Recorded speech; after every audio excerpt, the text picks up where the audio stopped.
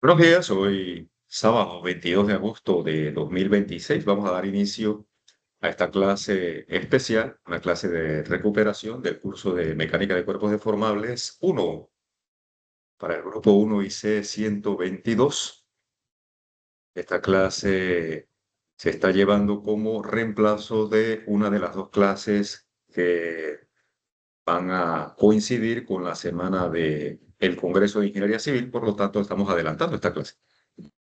La clase va a estar grabada, como todas las clases del curso, así es que vamos a dar inicio enseguida. Vamos a estar aquí en la clase hasta las 10 de la mañana. Así que bienvenidos todos. Déjenme nada más poner mi cámara apagada para poder manejar mejor acá mi computadora de manera más cómoda. Perfecto. Creo que debo tener todos mis archivos. Voy a compartirles pantalla para que iniciemos de una vez. Bien, ya está. Y aquí estamos.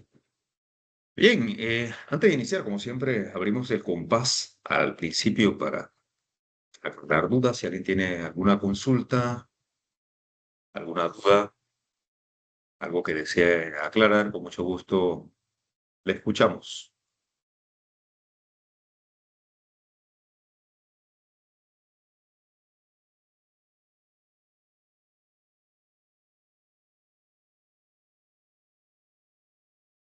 Profe, yo tengo una consulta.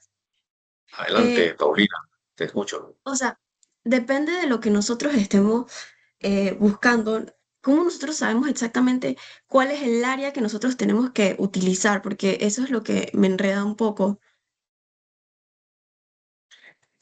A ver, déjame explicarte eso aquí en una pizarra. Si recuerdas, cuando definimos los conceptos, estuvimos hablando de un eje longitudinal y un eje transversal, el cual forma 90 grados con el eje longitudinal. Entonces, realmente el área con la que nosotros trabajamos para propósitos del cálculo de esfuerzos es el área de la sección transversal. Déjame marcarlo aquí.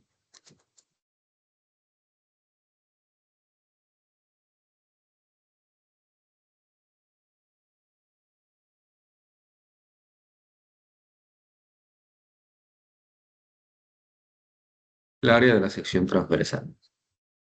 Entonces, quiere decir que si tenemos una fuerza axial aplicada, digamos aquí,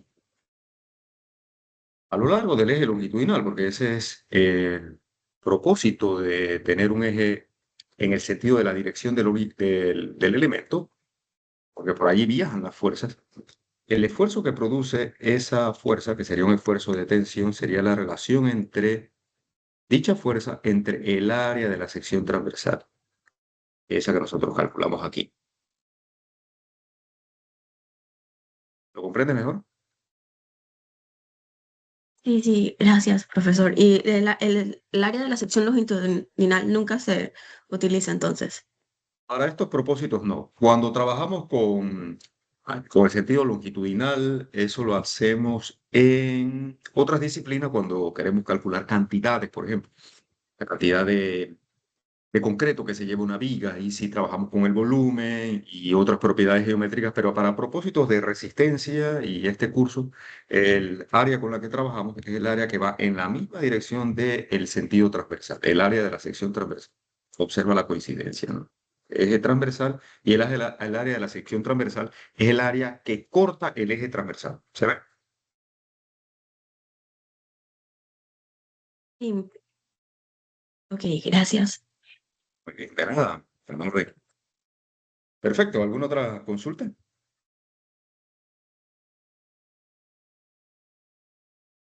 Te va a ir quedando más claro, Paulina y los demás, cuando vayamos desarrollando ejemplos. que el día de hoy vamos a aplicar algunos ejemplos prácticos de estos conceptos. Bien, entonces vamos a pasar acá a nuestra presentación. Habíamos desarrollado este ejemplo en parte, no lo habíamos completado del todo, en donde ya estábamos entrando a ver detalles propiamente de conexiones y demás, ¿no? Entonces, vamos a analizar, porque ya habíamos visto algunos puntos de conexión, como el punto C, donde se producía un cortante simple, el punto A, donde se producía un cortante doble, y vamos a analizar el punto más complicado, quizás aquí donde está el punto B, que es donde convergen los dos elementos y donde converge la acción de la fuerza aplicada.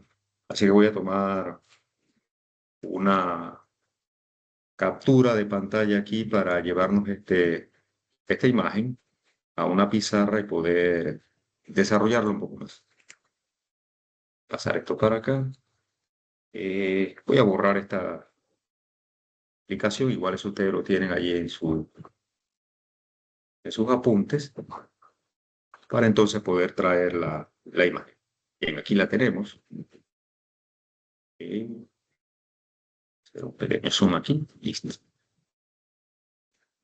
Bien, vamos a analizar los esfuerzos que se producen en el punto B, específicamente en el perno. Recordemos que los pernos tienen un diámetro de 25 milímetros. Entonces voy a hacer un diagrama de cuerpo libre tridimensional, porque esto está en el sentido de las tres dimensiones. Así que vamos a hacer un análisis tridimensional, vamos a tratar de hacerlo lo más claro posible, de este perno y todas las fuerzas que convergen en él. Bien, tenemos el perno del punto B. Veamos las fuerzas que intervienen en él. Empecemos con las fuerzas de 30 kilonewton. Si ustedes observan esta fuerza de 30 kilonewton, cuando llegamos al perno, ella se bifurca en dos puntos, de manera que esta fuerza aquí va a producir, voy a colocar aquí un color rojo, ajá, se va a dividir en dos fuerzas de 15 y 15 kilonewtons. Vamos a tener una fuerza de 15 kilonewtons aquí y otra acá en el extremo derecho de esta especie de argolla que ustedes observan aquí. Bien. Entonces, esas fuerzas de 15 kilonewton, el perno las está sintiendo en estos puntos, donde estoy colocando en verde la acción de las fuerzas de 15 kilonewton cuando se transmiten al perno, cómo actúan. Por lo tanto, esas fuerzas vendrían verticalmente aquí, 15 kilonewtons en este extremo, y por supuesto en el otro también, acá. ¿Sí? De ahí se cuelga entonces la argolla, en esos puntos, y claro, como la fuerza de 30 kilómetros está actuando hacia abajo, cuando eso viene al perno, en realidad entonces también transmite una fuerza de acción hacia abajo, como las he dibujado aquí. Sí. Entonces ya tengo la acción de la carga de 30 kilonewton. Vamos a ver las dos fuerzas de 50 kilonewton y de 40 kilonewton, cómo se transmiten en el perno. Vamos a empezar con la horizontal, con la de 40 kilonewton de compresión. Si observamos, esta fuerza de 40 kilonewton le ocurre algo parecido a la de 30. También se subdivide en dos fuerzas que estarían actuando. Si observamos como la fuerza de compresión, ella va a venir y va a aplicar una presión aquí y aquí horizontales en el perno, ambas de 20 kilonewtons. Claro, para que estén en equilibrio con la de 40, ¿no? Entonces, esta fuerza se ramifica en dos fuerzas de 20 que aplican esa presión, porque están en compresión hacia el perno. ¿Dónde está actuando eso? Eso está actuando al lado. Si ustedes observan, el elemento horizontal viene aquí y está aquí a la derecha de la argolla, en este punto que estoy señalando con el cursor. Entonces, estas dos fuerzas de 20 kilonewtons vendrían de manera horizontal, vamos a trasladarlos ahora al perno, vendrían, aquí se verían detrás, voy a ponerlas por allá, ellas estarían actuando en este punto y en este punto. Voy a dibujarlas. Aquí vendría, ponerle con trazo punteado aquí, la de 20 kilonewtons, y del otro lado también las voy a dibujar un poco grandes para que se pueda apreciar. Perdón. Aquí con trazo continuo y como línea oculta ahí atrás, ¿no? Así, 20 kilonewtons. Tratando de hacer unos buenos dibujos aquí para que se entienda. Y ellas sumadas hacen la fuerza de 40 kilonewtons. Veamos entonces qué ocurre con la fuerza de 50. La fuerza de 50 que también viene acá, aquí, tiene esa fuerza de 50 en el elemento inclinado, 50 kilonewtons. Ella está en tensión y cuando llega al perno, esa fuerza de 50 kilonewtons va a producir una tensión de este lado, el lado de atrás del perno. Claro, porque ella cuando trata de, imagínense esto, cuando trata de desplazarse, el perno no la deja desplazarse y esta tensión, el perno la siente en esta cara. Así que la voy a dibujar, eso vendría en la parte central, justamente en la parte central del perno. De manera que esa fuerza de 50 kilonewtons viene aquí así. No se bifurca ni nada porque este elemento no se divide, a diferencia de la argolla y del horizontal. Él íntegramente mantiene su fuerza total de 50 kilonewtons y está inclinada. Entonces ya tengo todas las fuerzas que actúan en mi perno. Entonces veamos. Aquí hay una serie de puntos, porque lo que me interesa, como siempre, como diseñador estructural, es conocer los esfuerzos máximos. Entonces yo tengo que encontrar cuál es la fuerza cortante máxima que le está produciendo el sistema de cargas al perno para poder evaluar su resistencia. Entonces, observen, las fuerzas de 15 kilonewtons están en el punto más exterior del perno, acá y acá. Luego, hacia adentro, entonces vienen las fuerzas de 20 kilonewtons y en la parte central la de 50. Entonces yo voy a dibujarlo aquí, voy a tener que analizar un par de secciones aquí. Voy a tomar una primera sección aquí entre la fuerza de 15 y la de 20. Llamarle esto sección 1. Voy a necesitar una siguiente sección aquí entre la fuerza de 20 y la de 15. Y del otro lado, por simetría va a ocurrir lo mismo. Así que esta sección 2 es igual a la que acabo de dibujar y esta también sería una sección 1. Son idénticas entre sí porque el perno tiene una distribución de fuerza completamente simétrica. Entonces vamos a hacer cortes, como hacíamos en estática. Vamos a tomar secciones y hacer los diagramas de cuerpo libre correspondiente a cada una de esas secciones. Voy a tomar la primera sección. Aquí tengo mi perno. Esta sería mi sección 1. Voy a ponerla por acá, sección 1. Y aquí está actuando la fuerza de 15 kilonewtons verticalmente hacia abajo. Y no hay más nada. Yo he cortado aquí antes de la fuerza de 20. Así que, por lo tanto, la fuerza cortante que aquí se transmite en la sección 1, voy a llamarle cortante en la sección 1, simplemente es 15 kilonewtons. Sumatoria de fuerza vertical es igual a 0. Vamos a hacer lo propio en la sección 2. Vamos a ver qué pasa en la sección 2. Voy a hacerla aquí abajo. Dibujo el perno. Ahora nos extendemos un poco más, porque aquí estoy tomando ahora el punto 2 como sección. Las fuerzas que intervienen ahora son la de 15 kilonewtons aquí, nuevamente. Y ahora sí tengo acá atrás, en este punto, mi fuerza de 20 kilonewtons. Entonces, claro, cuando llegamos al punto 2, yo voy a tener una fuerza vertical, voy a llamarle V2Y, que va a ser igual a 15 kilonewtons, sumatoria de fuerzas verticales, y voy a tener una componente horizontal también aquí hacia la izquierda, porque la de 20 viene hacia la derecha, tendría un V2X de 20 kilonewtons. Por supuesto, la fuerza cortante será la resultante, teorema de Pitágoras, la resultante entre las dos componentes en X y Y. Por consiguiente, el cortante en el punto 2 va a ser la hipotenusa de estos dos catenos. Calculadora, voy a hacer ese cálculo enseguida. Tengo 20 al cuadrado o 15 al cuadrado. La raíz de eso nos produce 25.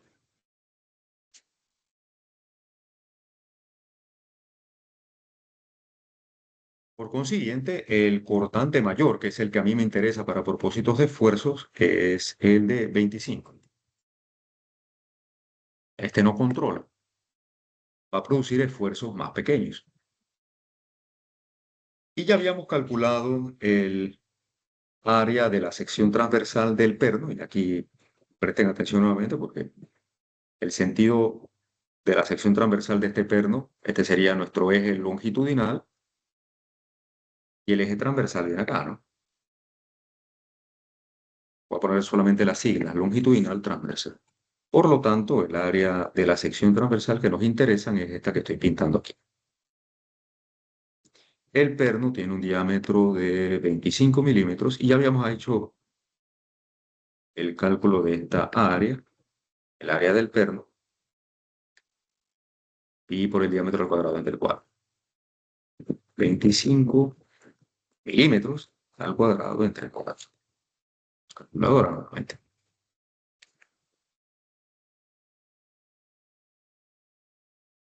5 milímetros al cuadrado entre 4.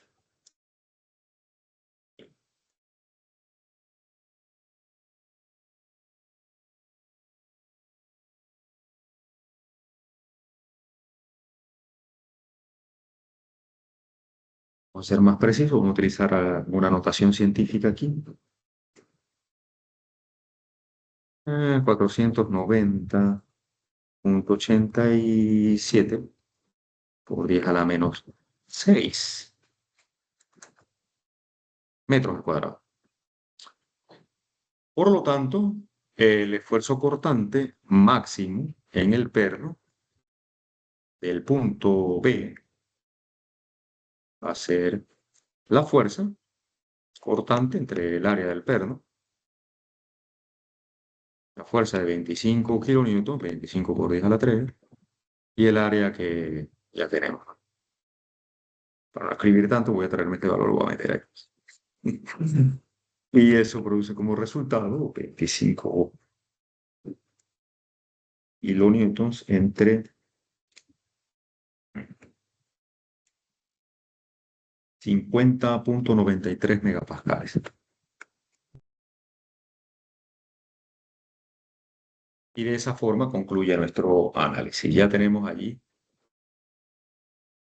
entonces la fuerza cortante que controla y el esfuerzo cortante correspondiente al perno del punto P. Ya podemos diseñarlo, podemos verificar si este valor es mayor o menor que la resistencia al cortante del perno y tomar una decisión si lo mantenemos de 25 milímetros, si se aumenta o si se cambia por un material más resistente. Bien, preguntas de este análisis. Disculpe, profesor, una consulta. ¿Por qué no utilizó para el análisis también la fuerza de 50 kilonewtons?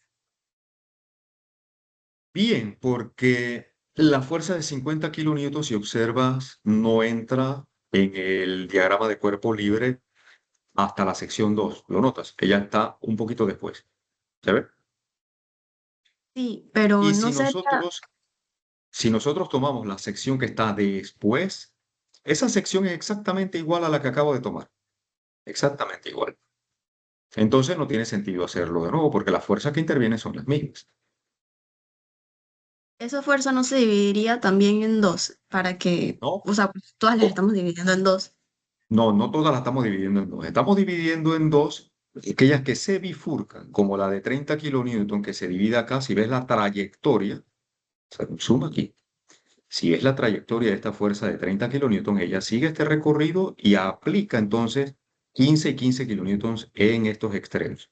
La fuerza horizontal de 40 en el elemento AB también se bifurca y viene aquí en una rama con 20 y en la otra rama con 20. 20 y 20 hacen 40. La de 50 no hace eso. La de 50, si tú ves el elemento mantiene de manera íntegra su tamaño y él no se divide, por eso esa fuerza se mantiene de 50 kilonewtons aplicando su valor en el punto en cuestión, que es el punto central del perno. ¿Se comprende? No es que todas las estamos dividiendo entre dos, solamente estamos dividiendo entre dos aquellas que realmente sufren esa bifurcación, que no son todas. ¿Clarito? Sí, profesor. ¿Y alguna otra pregunta?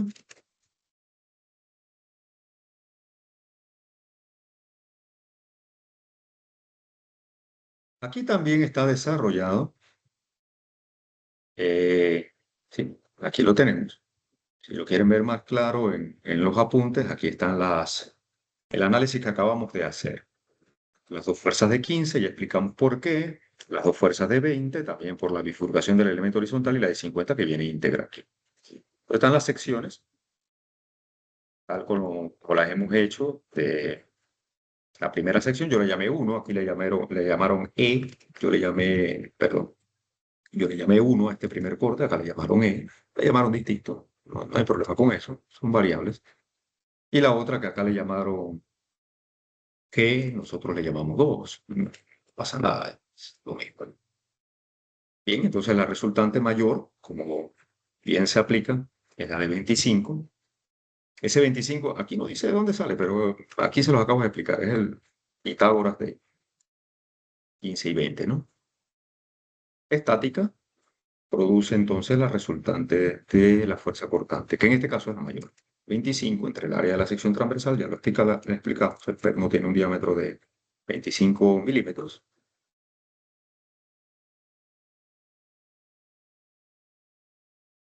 Y la fuerza cortante de 25 kilómetros entre el área del perno produce el esfuerzo de casi 51 megapascales.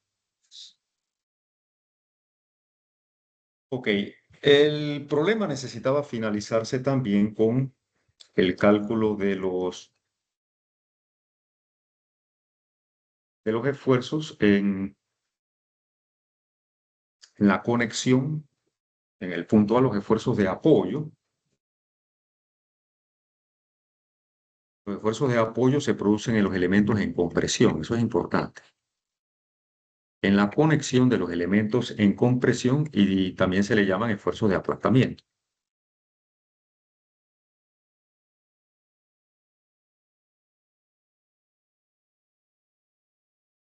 Entonces, en ese punto, recordemos nuestra fuerza de 40 kilonewton que viene aquí para el elemento horizontal.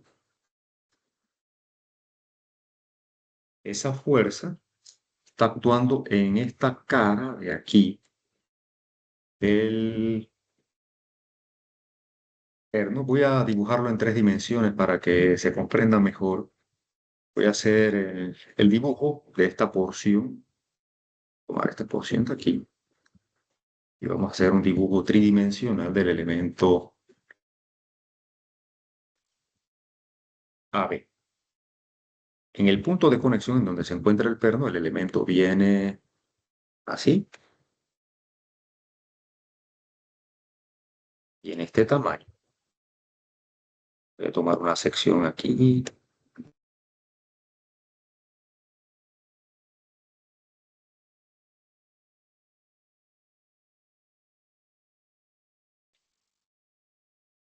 y para denotar el corte, ¿no? En donde se encuentra el perno tenemos este agujero. Bien. La fuerza de 40 kilonewton viene aquí. viene de esta forma, viajando a lo largo del elemento. Entonces, voy a dibujar el otro lado de la... Tienen que desarrollar sus habilidades de dibujo, porque si hay algo que caracteriza al ingeniero civil es su capacidad de dibujar cosas. Eso es importantísimo. Es el dibujo que estoy haciendo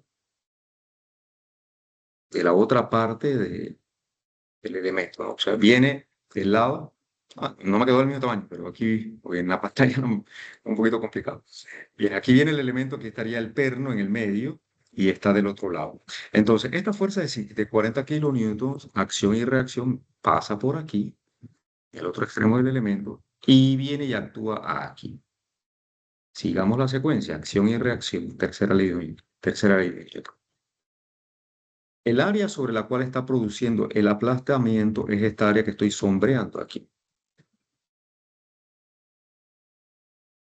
porque es el área del agujero que deja el perno en el punto de conexión. Entonces, este elemento tiene un espesor, tiene un espesor de 30 milímetros. Vamos a colocarlo aquí en 30 milímetros, que serían estos 30 milímetros que vemos acá. Y el diámetro del perno es 25 milímetros. Voy a colocarlo aquí en esta imagen. Por lo tanto, el esfuerzo de apoyo en el elemento, en el miembro, vamos a llamarle miembro AB, va a ser igual a la fuerza de 40 kilonewtons, 40 por 10 a la 3, entre el área que es sombreado, que sería 30 por 25. 30 milímetros por 25 milímetros. Y eso va a producir como resultado 40 kilonewtons entre 30 y 25.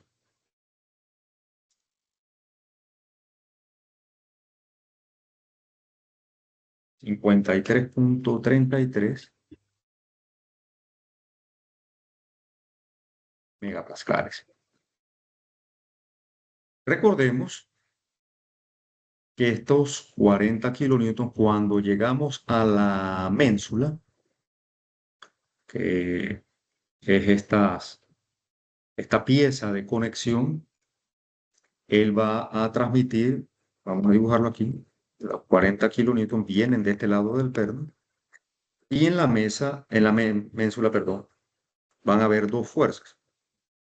Si lo observamos aquí, esto es como una C, en donde esa fuerza de 40 viene y aplica 20 kilonewtons y 20 kilonewtons. En la reacción, entonces, tendríamos en total los 40 kilonewtons, que se dividen en dos fuerzas de 20 y 20.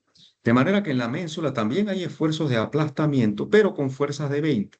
Y el área, si observamos, el área sería 25, que es el espesor de la ménsula, 25, y la proyección vertical sería 25 también, que es el diámetro del perno.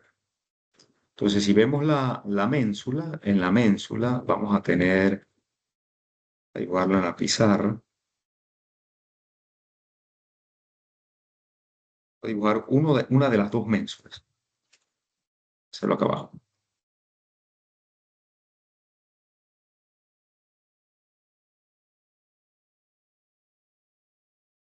¿Qué tendríamos? Una fuerza a dibujarlo, la porción de la ménsula que viene así, que está el agujero que deja este perno. Estoy dibujando una de ellas.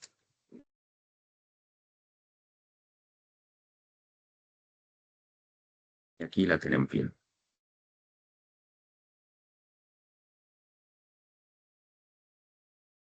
Entonces, ahora la fuerza es una fuerza de 20 kilonewtons que está actuando aquí. Las dimensiones de la ménsula son 25 milímetros de ancho y el agujero que es de 25 también. 25 milímetros de ancho y aquí tenemos 25 milímetros del diámetro del agujero.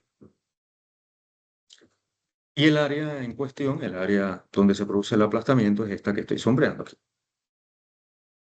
Entonces, el esfuerzo de aplastamiento, bearing de aplastamiento, en la ménsula ahora, hay uno en el elemento y otro en la ménsula, va a ser igual a la fuerza que en la ménsula es 20 kilonewtons y el área que es 25 por 25. Esto necesita práctica y visualización, por eso les hablo de que hay que hacer muchos problemas, muchísimos problemas hasta dominar esto bien. Este kilonewton por 10 a la 3. Corrijo ahí. Ahora sí. 20 kilonewtons entre 25 y 25.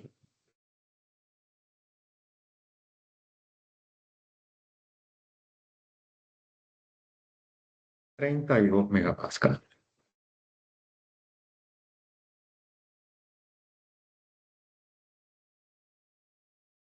Aquí lo tienen calculado de una manera un poquito diferente. Ellos toman la totalidad de las dos fuerzas, 20 y 20, y suman las dos áreas de las dos ménsulas, de los dos extremos de la ménsula, por eso toman 50, 25 y 25 que hacen los 50. Pero lo acabo de explicar de una manera un poco más clara para que se comprenda de dónde sale esto. Ellos toman las dos ménsulas y las agrupan en una sola área, por eso toman los dos espesores de 25 que tenemos aquí. Y toman la fuerza total de 40. Yo lo acabo de dividir, tomé una de los extremos de la ménsula, que tiene un ancho de 25, aquí está, y el diámetro del perno de 25. Y la fuerza de 20 kilonewtons. Lo hice un poquito diferente, pero produce el mismo resultado de 32 megapascales. Y en el miembro, aquí está el diagrama de cuerpo libre del miembro, este es el de la ménsula. El del miembro tiene un ancho de 30 milímetros y el espesor del diámetro del perno, que es de 25. Y la fuerza total es de 40.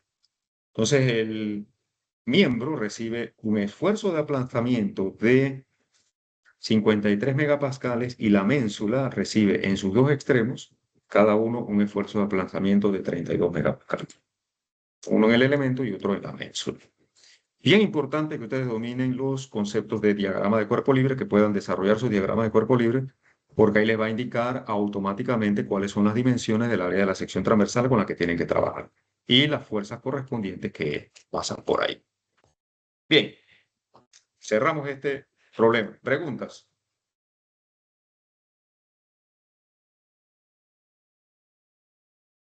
Profesor, una duda. Dígame. Cuando hizo los diagramas de cuerpo libre de la sección 1 y 2, ¿en qué parte del esquema pudo ver que la fuerza de 15 se encuentra a lo largo del eje longitudinal antes de la de 20? Y vamos a la explicación anterior. A ver, repíteme tu pregunta nuevamente, ahora que lo tengo en pantalla. Acá en el dibujo del libro, en el esquema, ¿cómo pudo saber que para las secciones el 15 está antes que el 20 en el eje longitudinal? Perfecto. Mira, visualización importante. Nota cómo está esta imagen. La fuerza de 30 kilonewton está actuando aquí y mira la bifurcación de ella, cómo esta argolla llega hasta casi al extremo del elemento. Lo que tú estás viendo aquí, que lo voy a sombrear en gris, estas dos piezas que están por dentro del haz de 15 corresponden a quién? Al elemento horizontal. ¿Lo ves? Al elemento horizontal. Si ves aquí, ahora lo voy a sombrear del otro lado. La argolla de la fuerza de 30 kilonewton viene a, permítame,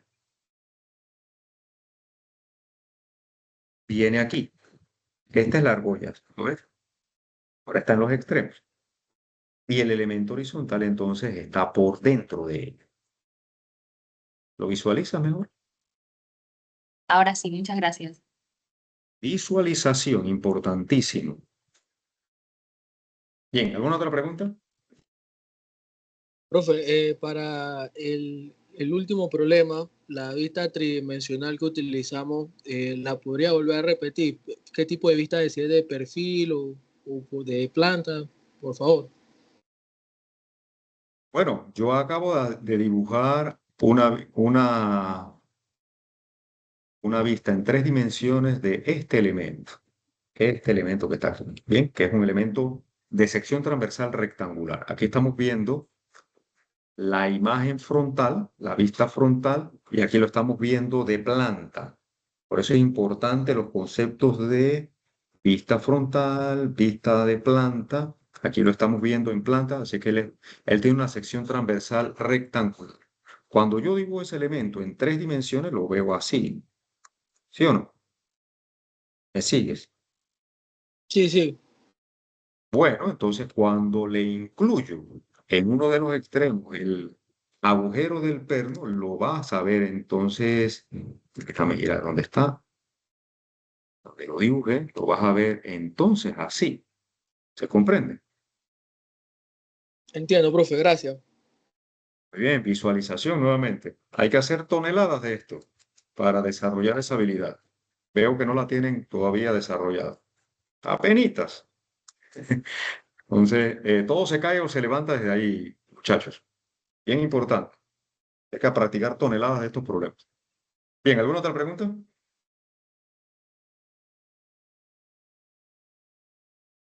Listo. Esta parte que aparece en la página 20 de la lección 1, que menciona los esfuerzos en miembros sometidos a dos fuerzas y habla de secciones inclinadas y demás. Eso yo lo cubro mejor. Esto es apenas una introducción, pero esto se va a entender mejor cuando lleguemos al módulo 7. Por ahora no quiero saturarlos con esto, porque igual en el módulo 7 de transformación de esfuerzo lo vamos a ver con más claridad. Así que le voy a dar una pausa a estas páginas de la 20 a la, aquí está, de la 20 a la 24, la vamos a cubrir en el módulo 7. Repito, en la lección 1, de la página 20 a la página 24, no la vamos a cubrir todavía. Vamos a poner esto en pausa, este tema en pausa, para desarrollarlo con toda la comodidad y el enfoque y la concentración debida en el módulo 7. Entonces, vamos a cerrar la lección para entrar a ver algunos problemas con el concepto del factor de seguridad. Ya vimos su importancia y lo utilizamos ya previamente en algunos cálculos. Y el factor de seguridad lo que nos da es un margen o holgura estructural. Holgura estructural.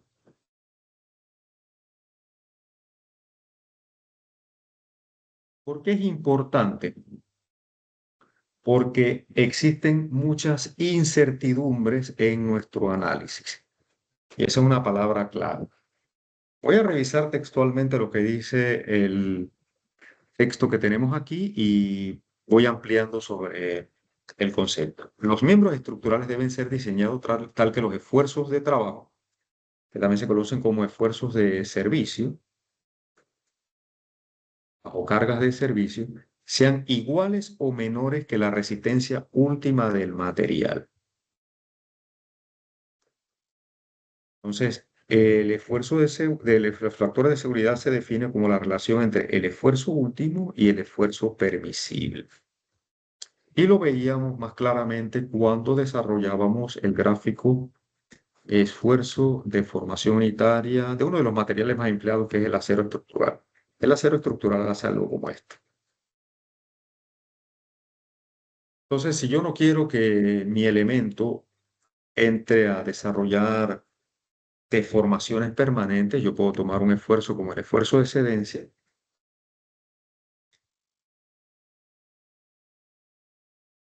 y limitar los esfuerzos a valores que estén por debajo de ese esfuerzo de excedencia.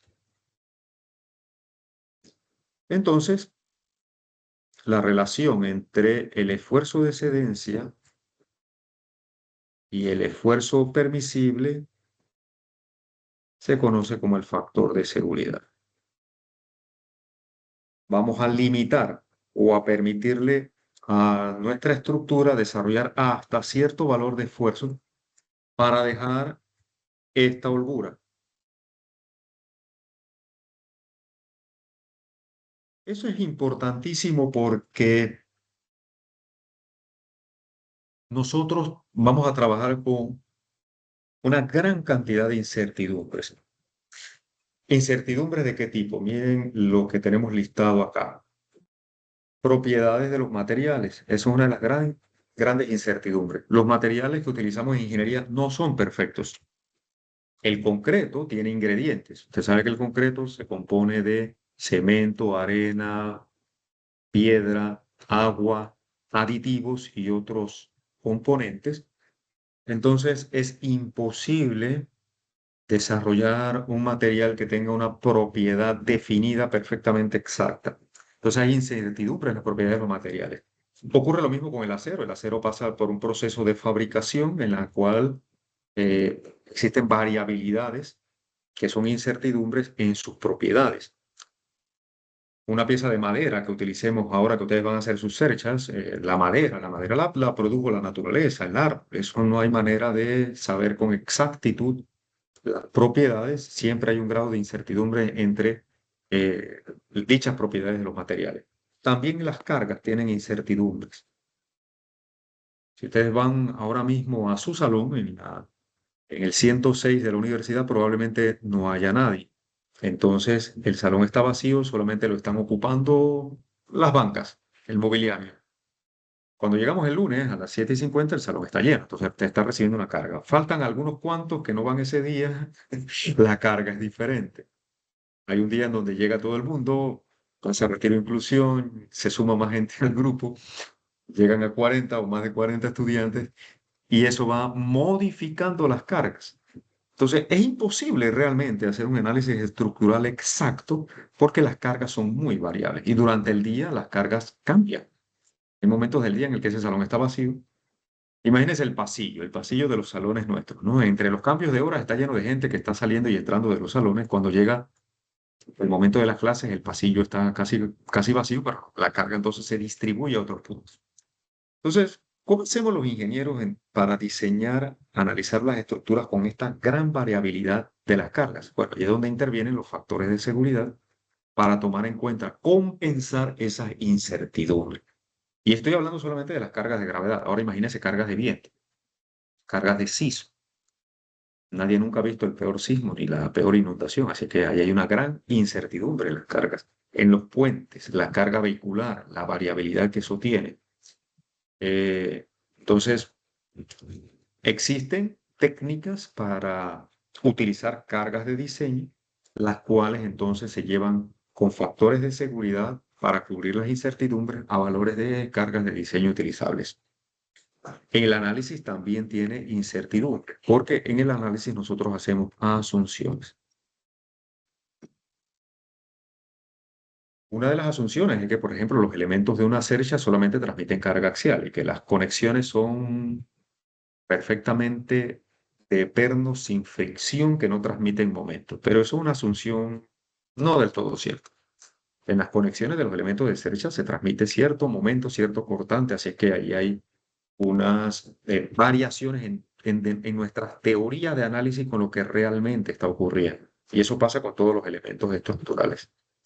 Números de ciclos de carga, esto también es impredecible o no hay forma de predecirlo con exactitud, sobre todo en puentes. Eso también introduce muchos ciclos de carga y descarga en estructuras que están sometidas a tráfico vehicular. Tipos de falla también. Los tipos de falla, hay fallas que son dúctiles, hay fallas que son frágiles. de eso vamos a hablar más adelante, fallas dúctiles y frágiles. Si algo va a fallar de manera frágil, yo debo utilizar factores de seguridad más altos a que si va a fallar de manera dúctil, porque la ductilidad avisa con deformación si un elemento está en peligro, si una estructura está en peligro. Una falla frágil no avisa. Una falla repentina que no podemos detectar las deformaciones y el elemento falla abruptamente. Cuando tenemos la posibilidad de fallas frágiles, hay que utilizar factores de seguridad más altos. Este es un punto importante también, mantenimiento, una palabra poco entendida en este país.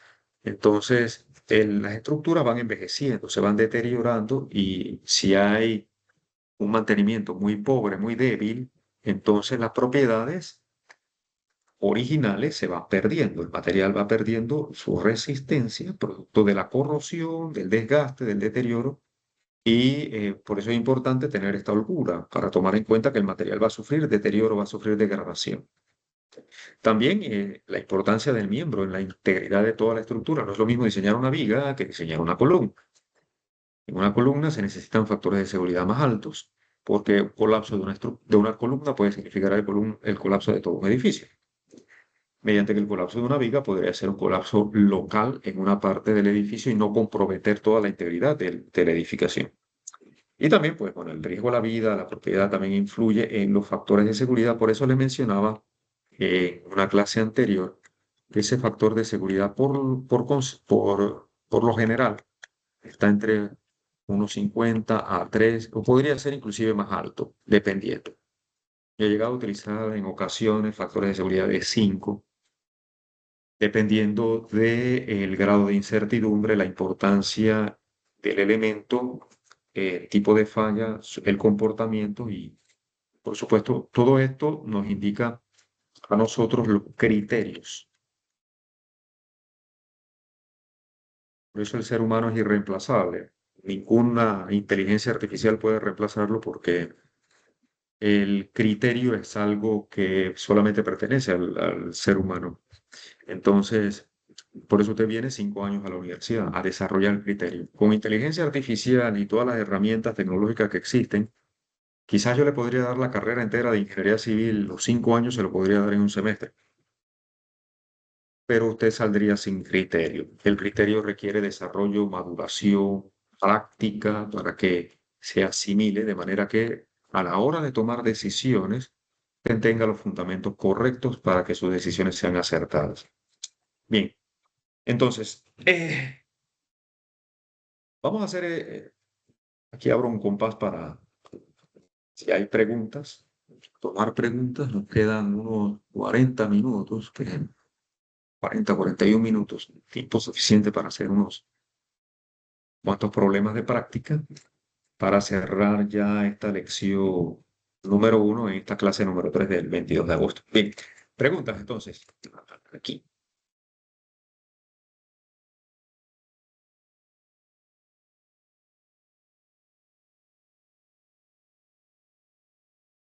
Ok, voy a hacer una pausa de 1 minuto para llenar mi taza de café y regreso con los problemas. Ya ven, tomar un break de 1 o 2 minutos para que entonces vengamos a practicar problemas. Ya ven.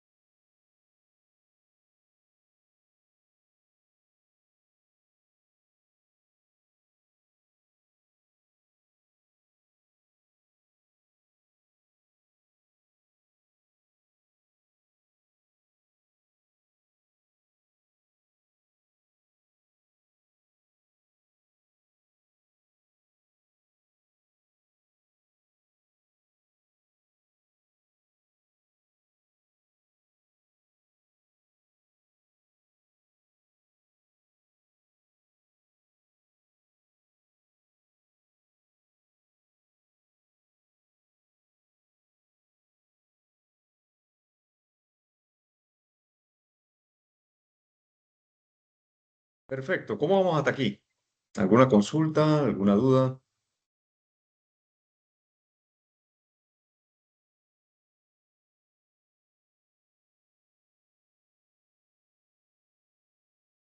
Nice coffee.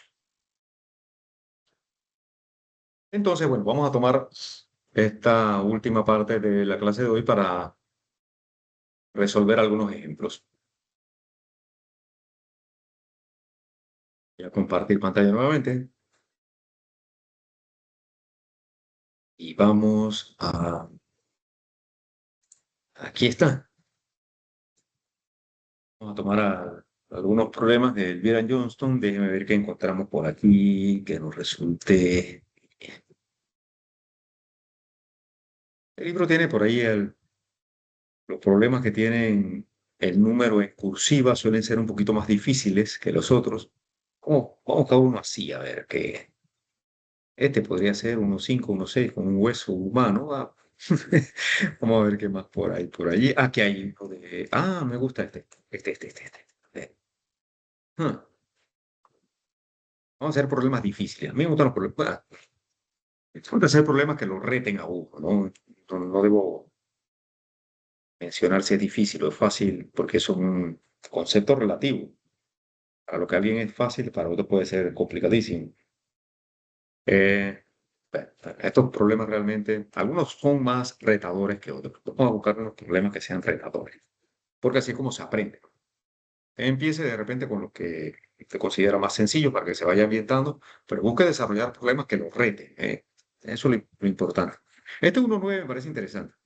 Y hay dos elementos, un elemento en L aquí abajo, A, B y D, y otro elemento de una forma un poco irregular, extraña, que viene aquí, están unidos aquí en el punto C y con un eslabón aquí en el punto ED. Aquí vamos a practicar algo de estática también. Veamos qué dice. El enunciado dice así, si se sabe que el eslabón DE, o sea este, tiene 1/8 de grosor, ese es el espesor, y 1 pulgada de ancho, ok, o sea, aquí no aparece dimensionado, pero nos está diciendo que es un rectángulo, de 1 pulgada de ancho por 1/8 de espesor. Determine el esfuerzo normal en la porción central de dicho eslabón, o sea, aquí en el centro, cuando este ángulo es 0 grados, o sea que la fuerza es completamente vertical, y cuando es 90 grados, es decir, cuando la fuerza es completamente horizontal. Bien, entonces, ¿cómo obtenemos la fuerza en el elemento D? Bueno, vamos a hacer un diagrama de cuerpo libre donde aparezca esta fuerza. Yo tendría que cortar aquí. eh, bueno, algunos quizás comenzaron a calcular reacciones acá. El problema no está preguntando nada de eso. Nos interesa saber la fuerza en el elemento ED. Voy a tomar una sección aquí de esto, un screenshot mejor. Y nos lo vamos a llevar para acá, para la pizarra. Entonces vamos a desarrollar aquí. Yo después grabo este archivo. El problema 1,9. Problema, ups, aquí.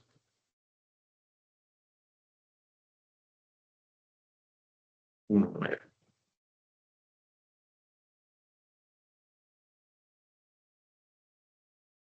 Bueno, esto por acá.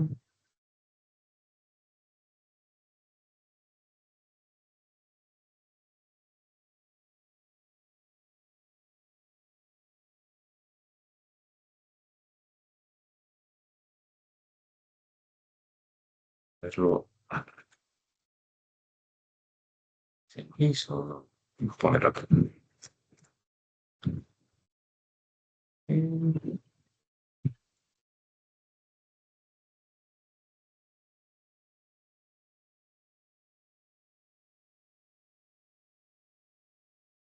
Objeto. Ah, ponerlo así. Bueno, ni hablar, pues va a estar acá. No quiere moverse. Bien, voy a tomar un diagrama de cuerpo libre del elemento CEF, porque ahí es donde aparece nuestro elemento ED. Aquí tengo esto, aquí el horizontal y el vertical. Estamos hablando del punto C, el punto E está por acá y el punto F está aquí. Bien. En cuanto a dimensión, y aquí estaría la fuerza, voy a llamarle esta fuerza GD.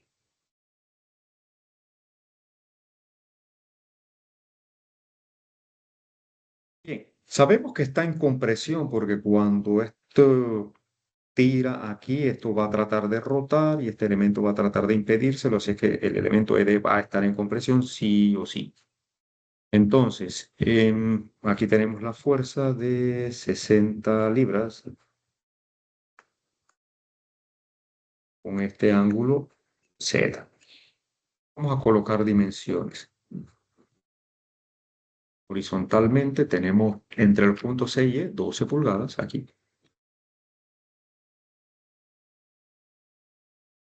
Aquí hay 4 pulgadas.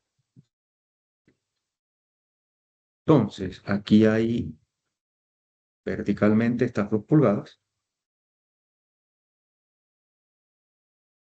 Y de aquí acá abajo hay 8 pulgadas más. Ya, hay 8 pulgadas más.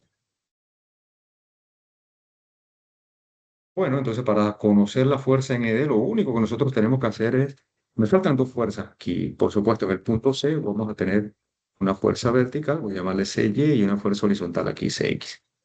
Que no me interesa porque yo voy a hacer momento igual en el punto C, para obtener la fuerza ED, que es la que ando buscando.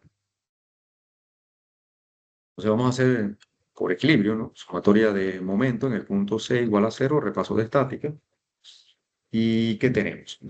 La fuerza en ED por el brazo de ese punto, que es 12 pulgadas, estamos hablando de esta fuerza por esta distancia, tiene que estar en equilibrio con las componentes de fuerza que hace estos 60 libras, que va a tener una componente horizontal. Aquí esta sería 60 libras por el seno de Z, ¿sí? Porque Z está con la vertical, y esta componente vertical sería 60 por el coseno de Z.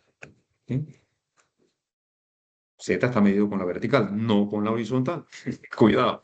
Entonces, dicho eso, tengo la componente horizontal es 60 por el seno de Z y su brazo es 8 pulgadas y la otra componente, la vertical, 60 por el coseno de Z y el brazo es todo esto, 16 pulgadas. Listo. Entonces, claro, me preguntan dos opciones, me hacen dos preguntas, ¿no? La A y la B. La A, cuando el ángulo es 0 y cuando el ángulo es 90. Bueno, vamos a hacer los dos. Cuando el ángulo es 0 grados, para Z igual a 0, ¿qué tenemos? Aquí yo puedo simplificar un poco de cosas antes de proceder. 60 es factor común con este 12, así que esto lo puedo simplificar y esto queda en 5, esto queda en 5. Trate de hacer toda la matemática mental que usted pueda sin necesidad de utilizar calculadora. Y entonces este 5 por 8 le da un 40, así que yo puedo tachar todo esto y por aquí un 40, entonces 5 por 16 es 90, ¿no? 5 por 6, 30 y 5, 80, ¿no? Entonces 80. Bien, listo. Ya está. Ahora, lo único que tengo que hacer es reemplazar los 0 grados y 90 grados aquí. Entonces, en el primer caso, pues claro, sabemos que el seno de 0 es 0 y el coseno de 0 es 1, así es que esto se cancela para 0, entonces me quedaría que la fuerza en D es 80. Clarito. Miren que mi calculadora necesita uno cuando utiliza cálculos mentales.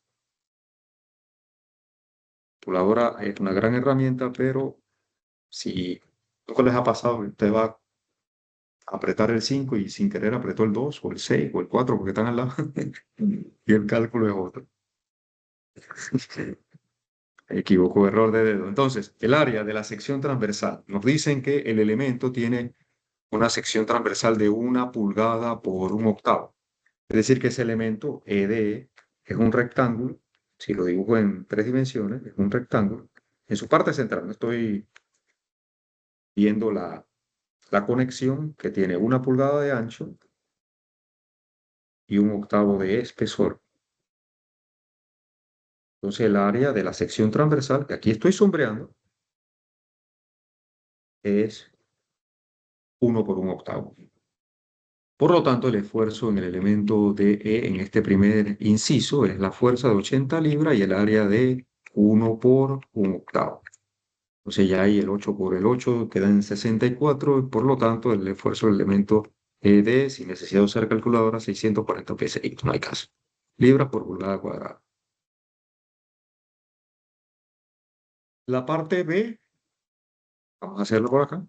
Para el ángulo de 90 grados, aquí ocurre entonces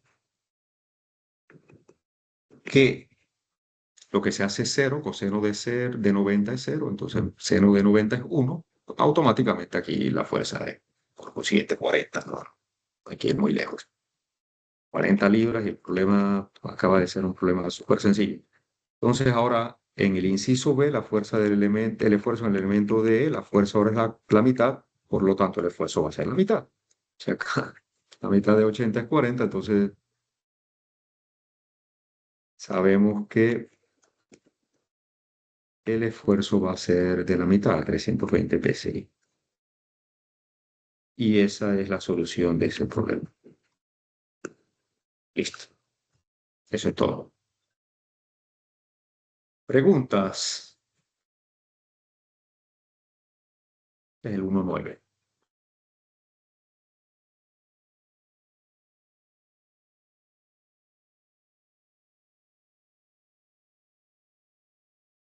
Ahí está. Fundamental, diagrama de cuerpo libre y hacer equilibrio. Fíjense que la mayor parte del cálculo es estática. Mecánica de cuerpos deformables está aquí solamente en el cálculo de esfuerzo, pero esa fuerza para el cálculo de esfuerzo viene de estática. Ojo con eso. Bien, ¿alguna pregunta?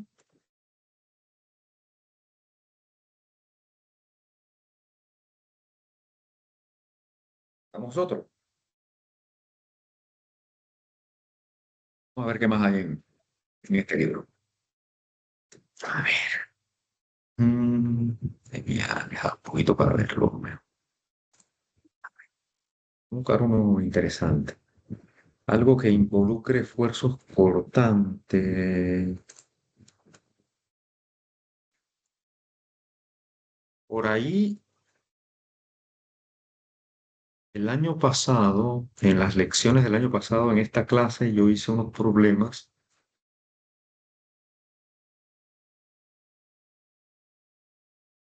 Cuerpo deformable, material de apoyo. No quiero repetir problemas. A ver, las clases del año pasado, 2025. La tercera clase, la hicimos un 23 de agosto. Mañana va a haber un año de eso. Ah, aquí está la explicación de aquella vez, ¿ve? Ah, mira. Bueno, aquí está de nuevo. Ah, aquí hay unos problemas. Está el 1.8, por suerte hice otro, el 1.7. El 1.17, en el libro, es este que está acá, no lo voy a repetir, eso está resuelto acá. Dos renglones de cálculo. Bueno, el 1.42, para no hacer los mismos, ¿no? Ok, bien, vamos a hacer otro que no sean eso. Ya. Vamos a ver qué hay acá. Bueno, si ya hicimos el 1.17 el año pasado, hagamos el de al lado, el 1.18. Vamos a este, que involucra cálculo de esfuerzos cortantes. ¿Qué dice el enunciado? Vamos a ver. Una carga P se aplica a una varilla de acero, esta, soportada, como se muestra en la figura, por una placa de aluminio. El aluminio es lo que aparece aquí en gris, porque está sosteniendo a la varilla de acero. La varilla de acero es la que se ve así como moradita, rosado, y esa placa de aluminio es esta gris. ¿Qué más dice? En la que se ha perforado un barreno, o sea, un agujero de 12 milímetros. Ahí se observa el agujero en la placa de aluminio. ¿Qué más? Si se sabe que el esfuerzo cortante no debe exceder, ojo, que el esfuerzo cortante no debe exceder 180 megapascales en el acero y 70 megapascales en el aluminio, claro, tienen resistencia distinta. Observen que el acero tiene una resistencia de 180 en cortante y el aluminio de 70, bastante menor. Determine la máxima carga P que puede aplicarse a la varilla. Ah, perfecto, es un problema ingenieril clásico. ¿Cuánta carga yo puedo aplicar sin que falle ni el acero ni el aluminio? Entonces tengo que analizar los dos. Tengo que analizar tanto el acero como el aluminio. Problema interesante. Vamos con él. Vamos con él. Vamos con todo menos con miedo. Venga, entonces vamos a hacer un screenshot de aquí de esta imagen. Nos la vamos a llevar para la pizarra. Hacerlo abajo de... Ah, no, está. La pizarra es esta. Listo. Fueron para acá y vamos a traer entonces. Bueno, cayó por acá y aquí es donde le vamos a entrar. Problema 1.18 era, ¿verdad? 18. Problema 1.18. Aquí sí vamos a necesitar calculadora porque los valores de área son circulares y el pi está metido por ahí. Ok, veamos qué pasa. Vamos a hacer diagramas de cuerpo libre del aluminio y del acero. Empecemos con el perno de acero, pues, con esa varilla que está ahí, que tiene una cabeza. Ahí está. Y aquí está la carga P. Esa carga P se va a colgar de aquí, de este punto de contacto, si ustedes observan. Entonces, para que esto esté en equilibrio, aquí se van a producir unos esfuerzos de aplastamiento realmente, ¿eh? Porque esto está en compresión ahí. Entonces, ya sumatoria de fuerzas verticales tiene que estar en equilibrio. Ya, aquí lo que he hecho es quitar las placas de aluminio, reemplazar su efecto por estas fuerzas que he colocado aquí en verde. Bien, eso es lo que hace uno en un diagrama de cuerpo libre. Retira una de las piezas o uno de los miembros y reemplaza su efecto por fuerzas. Suma de fuerzas verticales debe ser igual a cero. Entonces aquí, ¿dónde se van a producir los esfuerzos cortantes máximos? Voy a dibujarlo mejor porque aquí no me quedó tan claro. Voy a dibujar el efecto de la fuerza un poquito y voy a hacer un zoom aquí. Bien. Hay una separación, ojo. El diámetro del agujero del, de la placa no alcanza hasta el verde. Bien, hay una pequeña separación ahí. Entonces aquí hay verlo en rojo, un diámetro, voy a verlo aquí mismo, de 12 milímetros.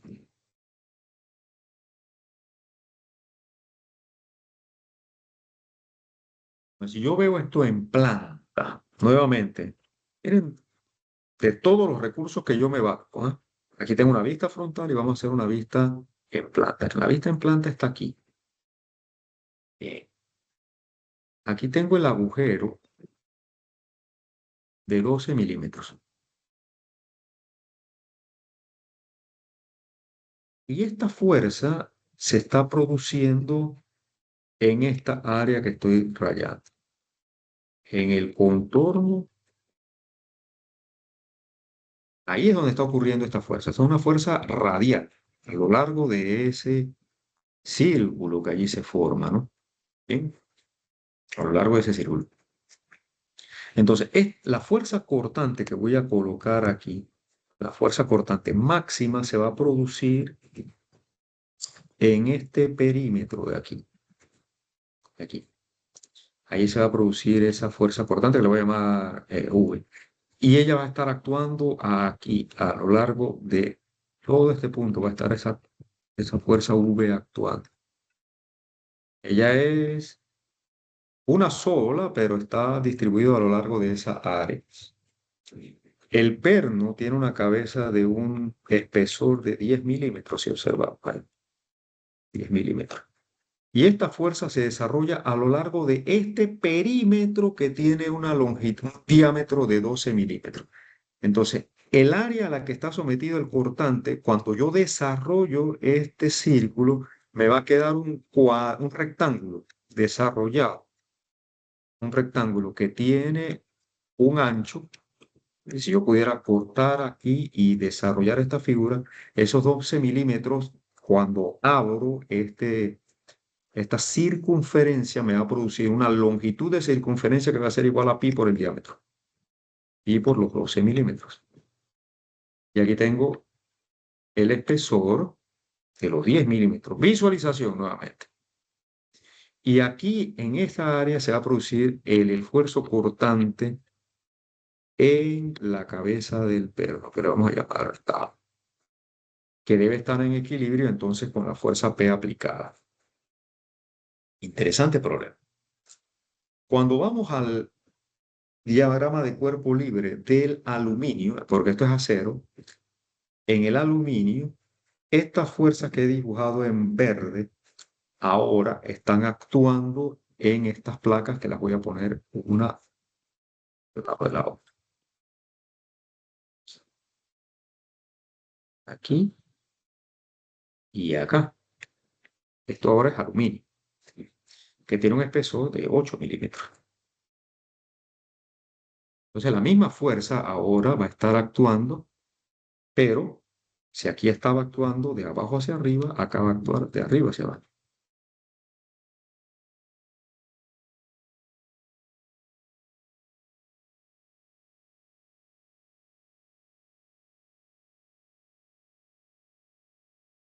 Y aquí entonces en esta zona se va a producir una fuerza cortante, V, que va a estar actuando, si ahora hacemos el diagrama de cuerpo libre del aluminio, en planta, esto tiene un ancho que es el diámetro de la cabeza del perno.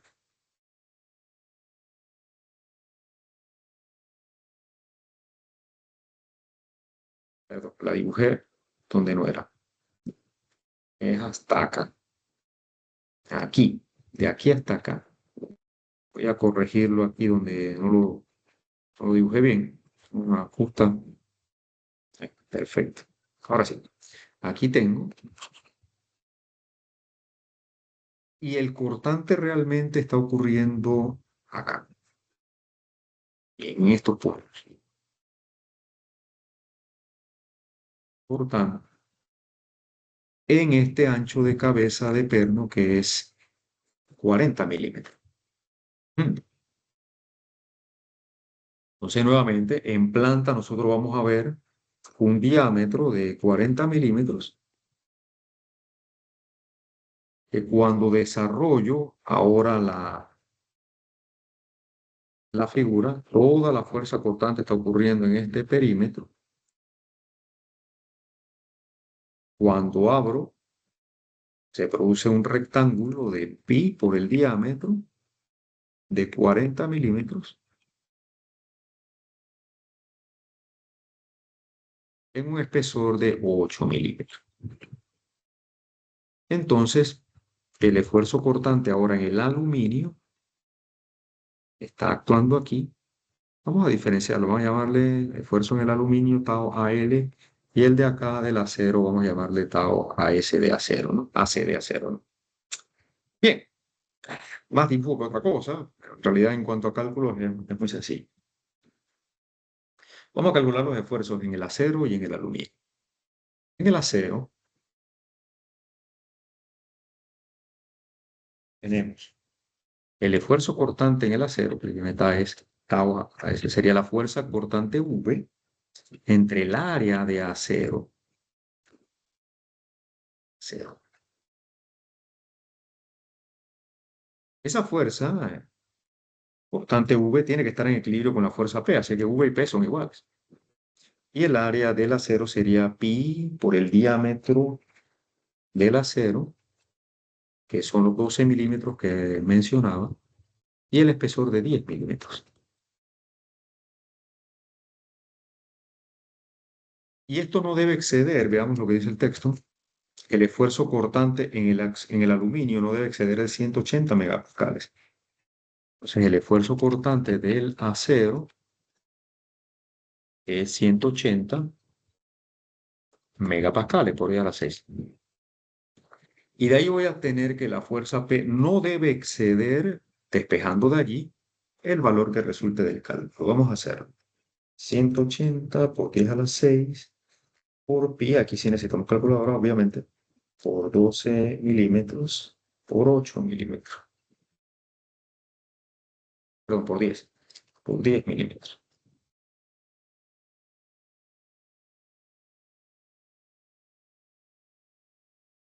Ponlo en kilonewtons. 67,86 kilonewtons. Esa es la fuerza máxima que puedo aplicar y esa es la fuerza que produciría falla en el acero. Vamos a hacer lo propio con el aluminio. Vamos a hacer el cálculo del aluminio aquí al lado. Aluminio, y vamos a proceder de la misma manera. El esfuerzo en el aluminio va a ser igual a la fuerza cortante, que también es V. El área del aluminio, la fuerza V sigue siendo P, lo mismo. El área del aluminio pi por el diámetro. El aluminio tiene un diámetro mayor, 40 milímetros, 40 por 10 a la menos 3, y su espesor es 8. 8 por 10 a la menos 3, un poquito mejor. Y esto no debe exceder del esfuerzo cortante permisible en el aluminio, que según los datos es 70 megapascal. 70 por 10 a la 6. Entonces la fuerza máxima para que falle el aluminio. Ahora es el cálculo de 70. Pueden ir atrás y cambiarle nada más aquí en la calculadora. 70 por 10 a la 6 por pi por 40 por 10 a la menos 3 por 8 por 10 a la menos 3.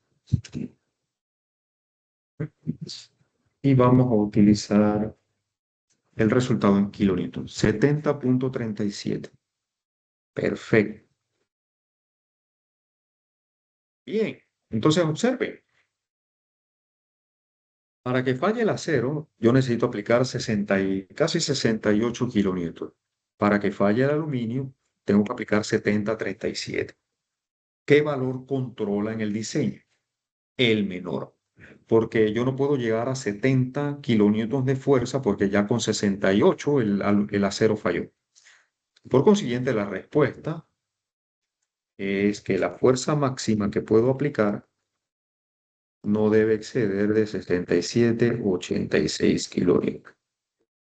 Fuerza máxima que puedo aplicar para que el sistema en conjunto no falle. ¿Bien?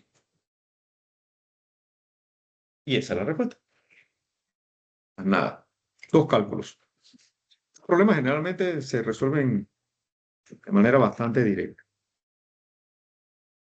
Bien, preguntas.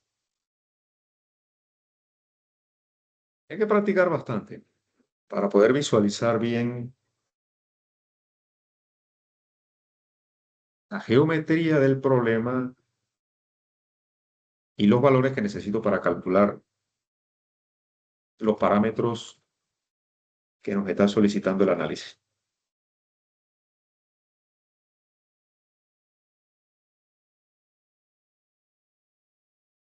Visualización 3D, ver cuáles son las áreas, dónde está el cortante, dónde están las cargas aplicadas, estática, geometría. Bueno, aquí hay muchas cosas que intervienen. Hay que tener todos los conceptos bien claritos.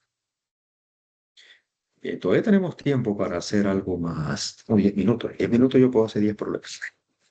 No, mentira. Vamos a hacer de repente uno más. Uno o dos más. Vamos a ver.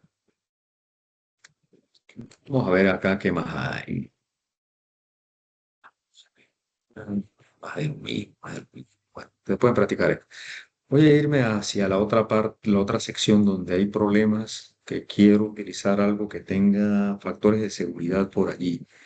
Mm, A ver, cargas inclinadas, eso lo vamos a pasar para el módulo 7, como les decía. De Mercay por aquí, que sea interesante. Este ya lo había hecho, ¿verdad? El 1.42 estaba acá en estas clases. Sí, es este. Sí, sí, sí. Ese lo tienen ahí para que ustedes vean cómo se hizo, ¿no? Eso está en su Teams. Entonces acá, este está bueno. Este 1.43. Ahora que ustedes van a hacer sus cerchas de madera, trabajar con la madera es importante, ¿no? Veamos qué dice. Mm, este está bueno. A ver. Los dos elementos de madera que se muestran en la figura soportan una carga de 16 kilonewtons. 16 kilonewtons viene aquí y viene acá. Aquí hay un empalme.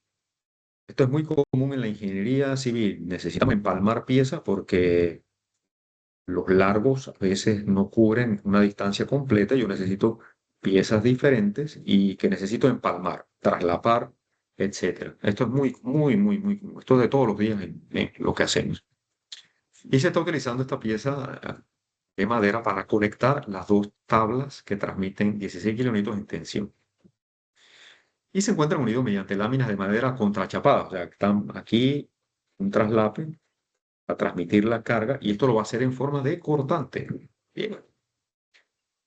Eh, Esto está pegado, esto tiene un pegamento para unir las piezas. Esto se puede hacer también con clavos, con tornillos o con eh, epóxico, cola, pegamento especial para madera. Bueno, hay muchas formas de conectar estas piezas. Lo que sea que utilicemos aquí va a transmitir carga en corta. Veamos. ¿Qué dice? El esfuerzo cortante último del pegamento, último, es el máximo que resiste la separación entre los elementos. La separación entre estas dos piezas.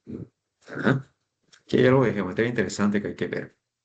Determine la longitud L que se necesita para cada lámina, una arriba y una abajo. Fíjense, tengo una lámina arriba y otra abajo. Esto es importante. No es una sola, son dos. Si debe lograrse un factor de seguridad de 2,75. Perfecto, ese era lo que quería, un problema así. Fíjense las dimensiones. Esto tiene 125 milímetros aquí. Aquí está la longitud L de la placa de traslape. Los 6 milímetros que tengo aquí. Bueno, esas dos tablas de madera son iguales. Ok. Perfecto, pues vamos una vez a la candela. A buscar acá la pizarra para hacer este problema. Creo que va a ser el último problema del día.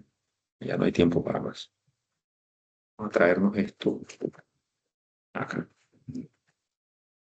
Ah, otra vez. Screenshot. Nos llevamos la imagen del problema 1.43. Aquí está. Bien. Problema. Con el mouse lo podía mover. Problema 1.43.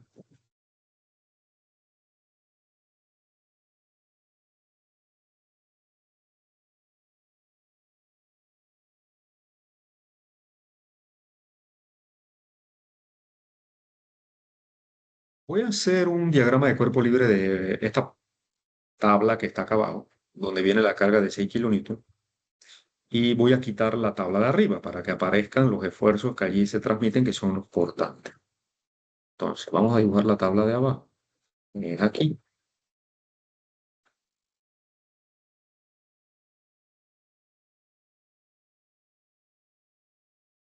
Ya tengo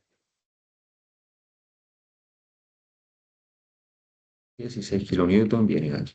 Perfecto. Como retiré la tabla de arriba, venía ocupando este espacio de aquí. Esta longitud de aquí en geometría, fíjense, suma de segmentos. ¿Esta longitud qué sería?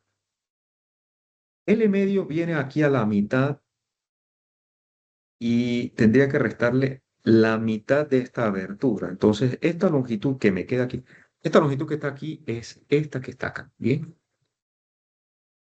¿De acuerdo? Grande, zoom, para que lo vean. Estamos hablando de este largo y este largo. Esta longitud sería, hasta aquí, hasta la mitad, es L medios. L medios. Y ese L medios tengo que quitarle la mitad de 6 milímetros también.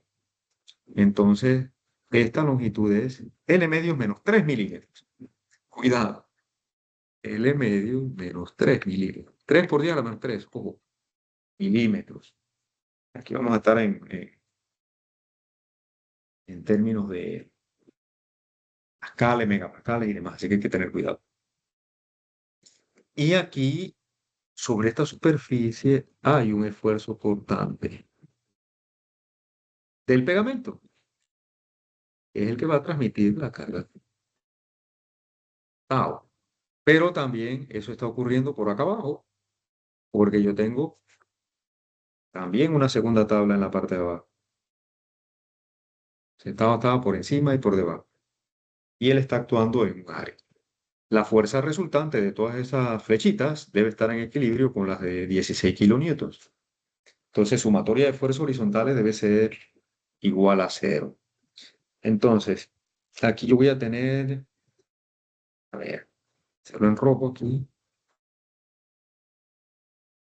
La resultante de todo esto va a ser una fuerza que le voy a llamar V. Y acá voy a tener otra fuerza V también. Equilibrio. Suma de fuerzas horizontales en este caso debe ser igual a 0. Entonces tengo, voy a llamarle esta fuerza P. P debe estar en equilibrio con 2 veces V. El V de la placa de arriba y el V de la tabla de abajo. V más V, 2V. Pues el cortante es P medio. Esa fuerza cortante está actuando sobre esta superficie que voy a sombrear aquí. El área en cortante. Entonces el esfuerzo cortante, tau, va a ser igual a la fuerza cortante entre el área, voy a llamarle área S, del cortante, shear en inglés.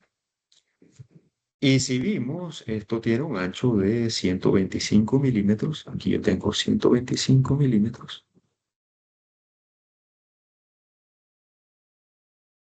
125 milímetros.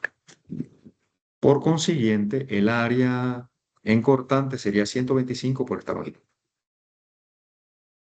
Reemplacemos. La fuerza es P medios. El área sería 125 milímetros por L medios menos 3 milímetros. Y esto no debe exceder el esfuerzo cortante del pegamento, que me dicen que es 2.5 el último, pero debo utilizar un factor de seguridad de 2.5, por lo tanto, debo permitirle menos de 2.5. ¿Cuánto menos? 2.5 entre 2.75, que es el factor de seguridad. Porque esto es el esfuerzo permisible. Y recuerde que el esfuerzo permisible es el esfuerzo último entre un factor de seguridad. Entonces, esto simplemente es 2.5 megapascales, factor de seguridad 2.75. Y listo. La fuerza P aplicada es 16 kilonewtons. Ya está. La única incógnita es la L, que está metida acá. Cuidado. Por eso las unidades. Entonces, cuando yo esa L, este binomio, pues lo paso para acá multiplicando, el tau permisible lo paso para la izquierda dividiendo, la L medio me queda del lado de la desigualdad, donde dice que L debe ser mayor o igual que el cálculo. Claro, la longitud entonces tiene que ser por lo menos el valor que voy a calcular aquí. Vamos a hacer todo el cálculo completo de una vez. Entonces, ¿yo qué tengo? 16 entre 2, 8 kilonewtons. Entre el área, 125, 10 a la menos 3. El esfuerzo permisible lo va a pasar dividiendo, entonces sería entre 2.5 por 10 a la 6 entre 2.75. Y ese resultado tengo que sumarle, cuando paso esto para la izquierda, entonces sumando, tengo que sumarle los 3 milímetros, más 3 milímetros Y ese resultado tengo que multiplicarlo por 2. Por 2. Ya está. Y la respuesta en milímetros sería 146.8, casi 147 milímetros. En milímetros esto es 146.8 milímetros. Si yo lo estoy haciendo para construir, le pongo 2 placas allí de 15 centímetros, 150 milímetros, 15 centímetros perfectamente, y eso está cumpliendo. Eso es todo, así se hace este problema. Un renglón, listo, fuera. Vamos por el siguiente. Por eso es que le digo que usted puede practicar toneladas de problemas de esto, porque los problemas se resuelven en 2 patadas. O sea, no necesita tanto todo. Esto es para que usted domine bien los conceptos y esté bien claro de dónde está el cortante, cómo es la geometría, el cálculo de áreas. Fíjense que esto es mecánica de cuerpo deformable, está aquí, pero la estática es la que le dice los valores. Y los conceptos que hemos hablado, por supuesto, de factores de seguridad, de esfuerzo último, esfuerzo permisible, etc.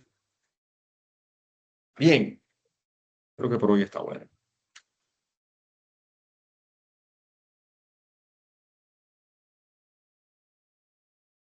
Una pregunta antes de irnos.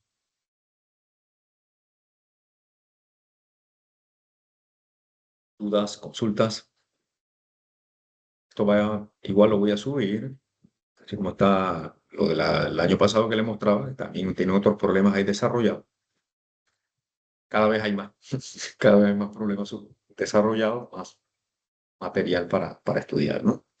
Siempre para beneficio de ustedes. Bien, ¿alguna consulta?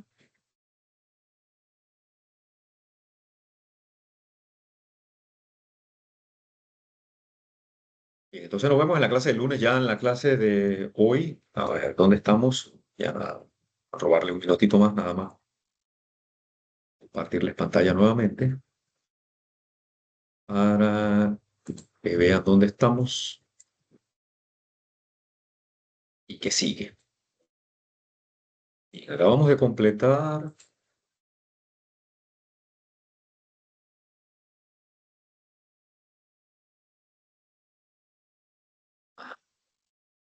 Perfecto.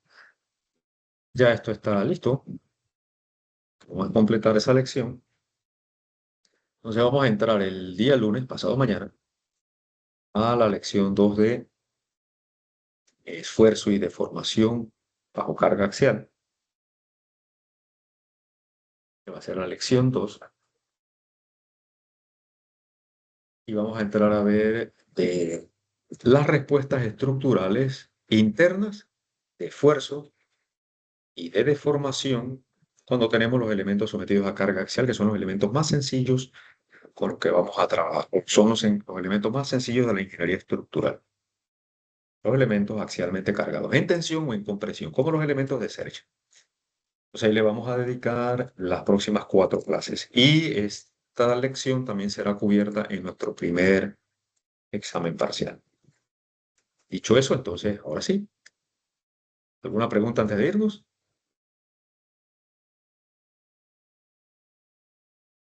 Bien, entonces, me despido. Gracias por su atención. Nos vemos, Dios mediante, el día lunes a las 7:50 con la 4ª clase ya en material de la lección número 2. Tengan excelente fin de semana. Saludos. Hasta luego, profesor. Chao, chao. Cuídense. Hasta luego, profe, gracias. Chao, profe. Gracias a ustedes. Cuídense. Chao, profe. Chao. Nos vemos. Chao. Buen fin de semana.